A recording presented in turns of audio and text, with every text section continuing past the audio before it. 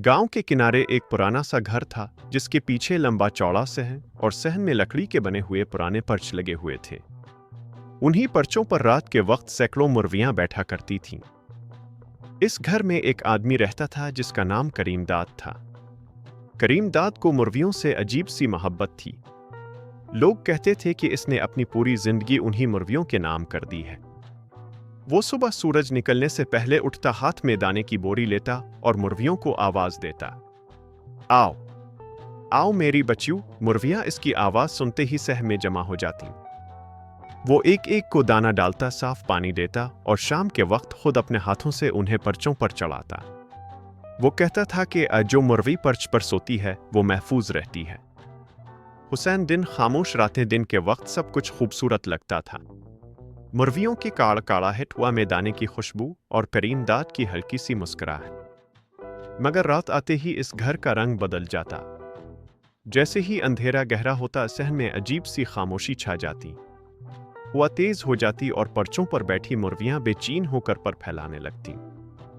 करीमदाद तब भी जागता रहता, हाथ में लालटेन लिए सहन के चक्कर लगाता। गांव वालों ने कई बार कहा, करीमदाद, रात को दरवाजे बंद कर लिया करो, जंगल करीब है। वो बस हंस कर कहता, मेरी मुर्गियों को कोई हाथ नहीं लगा सकता। ये खौफ का आगाज एक रात अचानक एक मुर्गी जोर जोर से चीखने लगी। फिर दूसरी, फिर तीसरी।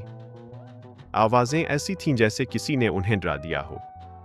करीमदाद लालटेन लेकर दौड़ा, मगर इसने जो मंजर देखा, इसके कदम वहीं जिम गए। पर्च हल रहे थे, हुआ नहीं थी, मगर पर्च खुद बखुद कांप रहे थे। मुर्गियां एक दूसरे से चिमटी हुई थीं और उनकी आंखों में खौफ साफ नजर आ रहा था।